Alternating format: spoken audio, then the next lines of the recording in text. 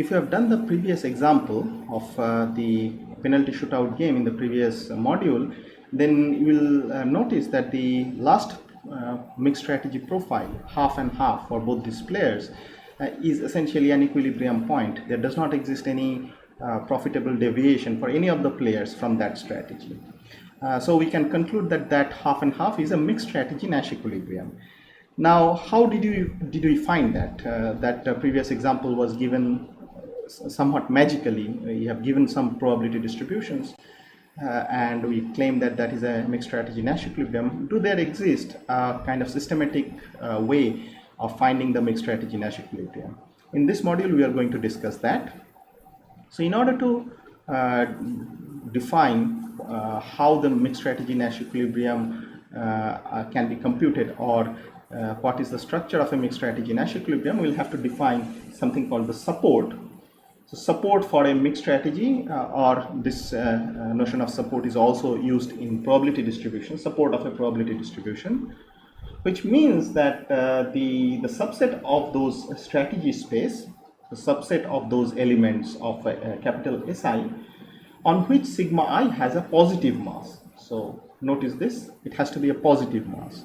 For all the other strategies, sigma I has a zero mass.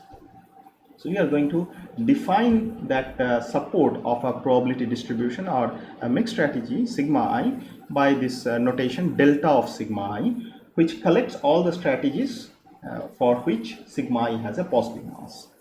Now, using this definition of support, we have a characterization of mixed strategy Nash equilibrium, and that characterization goes as follows. So a mixed strategy profile sigma I star, sigma minus I star, is a mixed strategy Nash equilibrium if and only if. So we will sometimes use this shorthand, and this means if and only if. For all I in n, two things should happen. The first thing is that the SI, so utility for player I, when player I chooses the pure strategy SI and the other players choose the mixed strategy sigma minus I star, it is going to be the same for all the strategies which lies in the support of sigma I star. So notice that player I has chosen sigma I star, so there exists a support, all the strategies on which sigma I star has given positive mass. For all the strategies, it must happen that the expected utility are going to be the same. So this is something that we have actually noticed in the previous example. Whenever there was a kind of a disparity, there was always a propensity for player I to move from that worse strategy to a better strategy, and that is actually breaking the equilibrium notion. So one of the necessary one of the conditions of being a mixed strategy Nash equilibrium is that on that support, the utilities that it is going to give should be the same. The second notion is that if you pick a strategy SI from the support of sigma I star and pick another strategy which is outside that support, on which you have given the sigma I star has given zero probability mass, this inequality should hold. The utility, the expected utility at SI, which is in the support, and the expected utility which is outside the support, utility at this strategy should be larger than that one. Okay, so that is what it means. SI is in the support of sigma I star, and SI prime is not in the support of sigma I star, and the utility at SI when the other players are playing sigma minus I star should be at least as much as the utility at SI prime when the other players are picking sigma minus I star.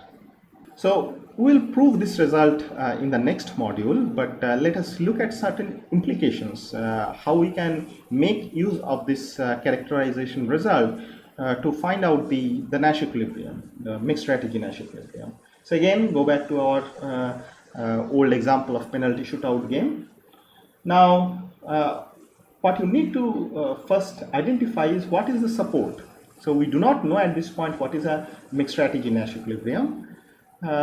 We also do not know what is the support of it. So therefore, one brute force way would be to find out all possible supports and see whether we can have some feasible probability distributions which satisfies those constraints of the previous theorem. So let us first look at the case 1, where the supports for player 1 is just the singleton L, and player 2 is also singleton L. So it is essentially this and that.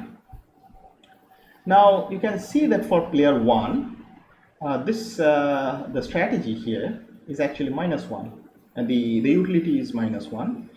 So if player 1 actually picks a strategy which is outside this support, which is R, and because player 2 has only a singleton strategy, so the expected utility of player 1 is going to be -1, and expected utility when player 1 is choosing R at the same strategy profile of the other players is going to be 1. So therefore it cannot be it cannot satisfy the condition 2. So condition 2 essentially was that you pick a strategy inside that support and a strategy outside that support. This inequality should hold, but this is not going to hold at all for player 1. So this L comma L, this support profile cannot work out. Let us expand the strategy space or the support for player 1. So instead of L, you consider both L and R in the support. So for player 1, the condition 2 is going to get satisfied backwardsly because there is nothing outside that. Now the problem will be with again player 1, but with the second condition, that the other condition, that is condition 1. The expected utility has to be the same for L and R. Now player 2 is just choosing L. Therefore the expected utility at L should be -1, and the expected utility at R is 1. They cannot be equal under any circumstances. So this impossibility gives us that this is going to violate 1 for sure. So therefore this kind of a profile of support is also not going to work out. And you can also consider the very symmetric opposite thing, player 1 choosing L, and the player 1's support is L, and player 2's support is L and R. That will also not hold for the very same reason, a very symmetric reason. So the only possibility left is the last case 3, where both the players choose both these strategies in their support. Then of course condition 2 is vacuously satisfied for both these players. So we'll have to ensure to guarantee that player 1 and 2 both has the expected utility to be the same for both the strategies in their support. So let us assume that player 1 is choosing L with probability P, and therefore R with probability 1 minus P, and player 2 is choosing L with probability Q, just to distinguish them. So player 1 is choosing this with P and 1 minus P, and player 2 is choosing Q and 1 minus Q, right? So now you can apply the condition 1 for player 1. This is going to say that utility of player 1 when player 1 is choosing L and the other player is choosing this mixed strategy should be equal to utility of 1 when player 1 is choosing R and the other player is choosing the mixed strategy.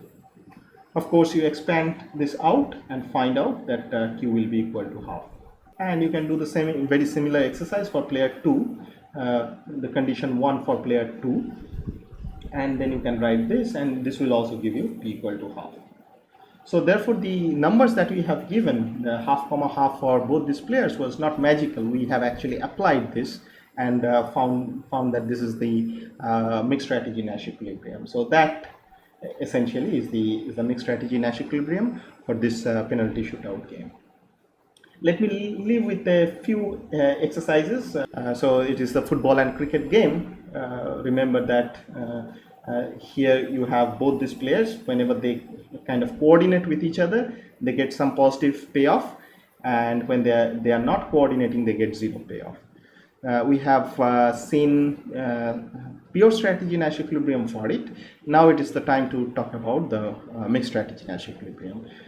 So do this computation, and the other example is is a little extension of the same game. We have added one third arbitrary strategy for player 2, and that has certain utilities.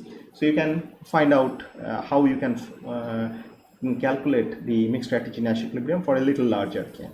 So let me give you the answer. So this is going to be 2/3 and 1/3, and for the other player it will be 1/3, 2/3. Of course, the pure strategy Nash equilibrium is also a mixed strategy Nash equilibrium. So of course 1, 0. So this is the mixed strategy for player 1 and 1, 0. This is certainly a degenerate mixed strategy Nash equilibrium. And similarly 0, 1, that is both this player 1 is choosing C, and 0, 1, the other player is also choosing C, is also a mixed strategy Nash equilibrium. So these two things are degenerate. So whenever you are talking about mixed strategy Nash equilibrium, you should also consider these two strategies. But in addition, there is a non-trivial thing, which is this one.